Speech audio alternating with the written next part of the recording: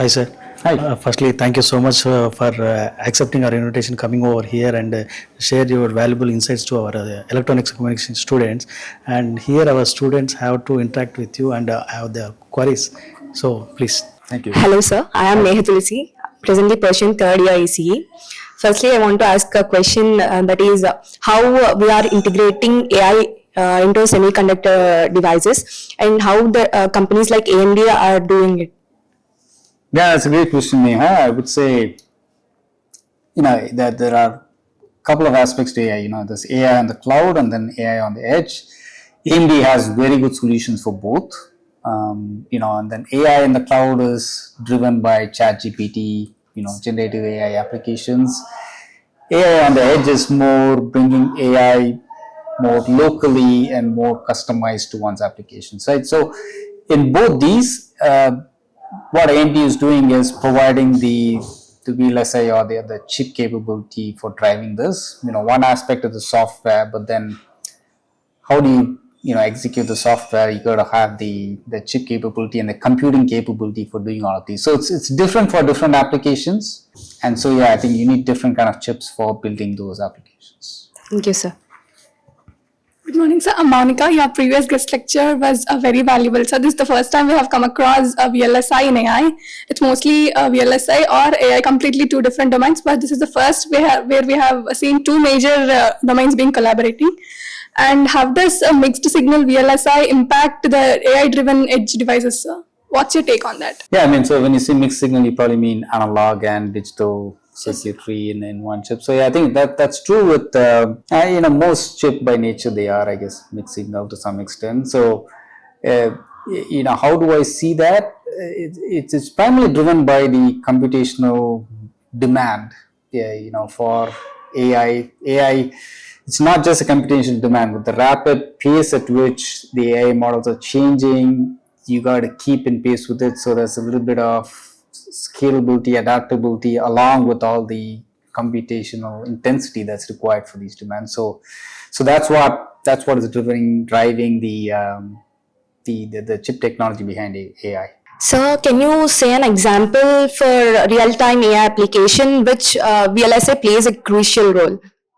Yeah. So the example that comes to my mind readily is a car, right? The ADAS or automotive driver assistance system. So typically when you are, say, driving at 120 kilometers per hour and something comes in between, you need to process that very quickly so that the car hits a brake and it stops within milliseconds. Otherwise there's going to be collision and loss of life. So that's a very good example of how AI on the edge actually works real time to make sure that lives are safe and our day-to-day life is better. What's your, as you have worked in different companies, sir, what's your perspective on VLSI? Because VLSI is a domain in which most of the time we'll be sticking to the traditional methods. So introducing of AI into the VLSI, what's your perspective after working in different companies on innovation and creativity in the newly installed VLSI with AI? Yeah, I think this is the best time to be a VLSI engineer. I graduated in 99, and I think my entire part of my career, this is probably the most challenging time in a good way, in the sense that it provides so much of opportunities. Any challenges provide opportunities along with it. So I think it's the best time to be an electronics engineer.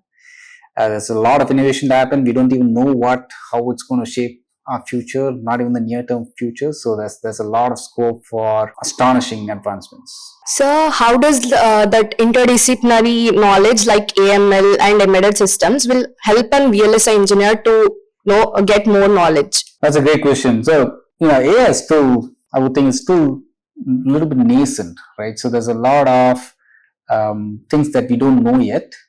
So when you have this interdisciplinary knowledge, it's that much more easier to apply AI to different domains, because you have that knowledge. What's the challenges in those individual domains and how to apply AI into that domain. So it's very valuable to have interdisciplinary knowledge along with the knowledge of AI, and see how it can be customized to that domain and used.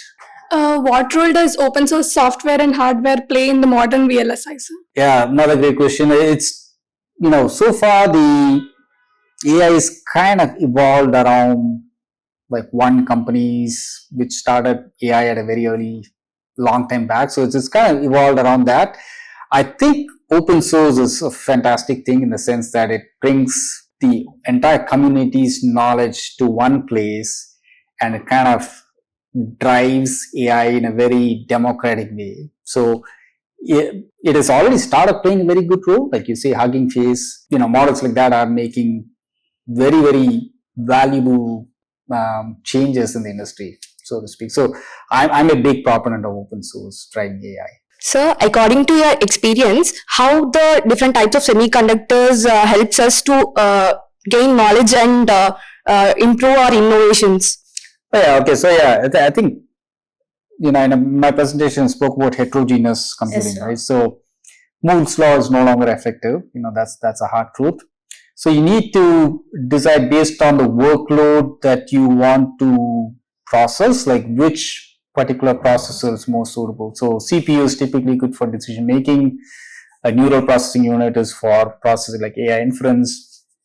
GPU for image processing.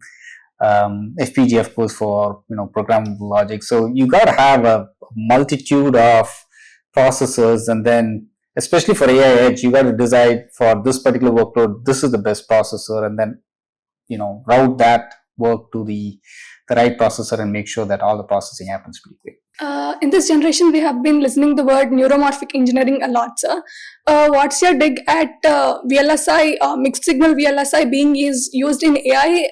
Will we be successful in creating a computing system like the human brain using the AI and mixed signals? Yeah, that's a good question. I believe, personally, I can speak for myself, I believe we will be very close to it, right? So the many aspects to human brain, right? There is the routine work, then there is some work that requires some kind of expertise, some kind of guidance. All that work I think AI will do very well.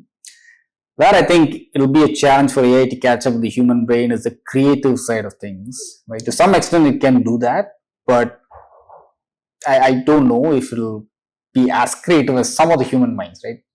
Some of us are supremely creative, and I don't know if AI can come. I do believe and I do hope it will reach that level, but it's a question mark. Thank you so much, sir. These are our questions finally finished, and thank you so much for your valuable insights. We got lots of knowledge from your thoughts. Thank you, sir. Thank you, Neha. This was a very valuable session, sir. Before we wrap up, we want you to give a single advice for the aspiring VLSI students who want to step into this domain. Single piece of advice would be, just stay in this domain. Don't go to IT. I mean, it's really your call, but I think this is, I generally say that from a place of enthusiasm that, from the time I've been an engineer, this is an amazing opportunity to really truly excel in, truly advance, VLSI engineering and make a very positive change to the human race. Thank you, sir. Thank you.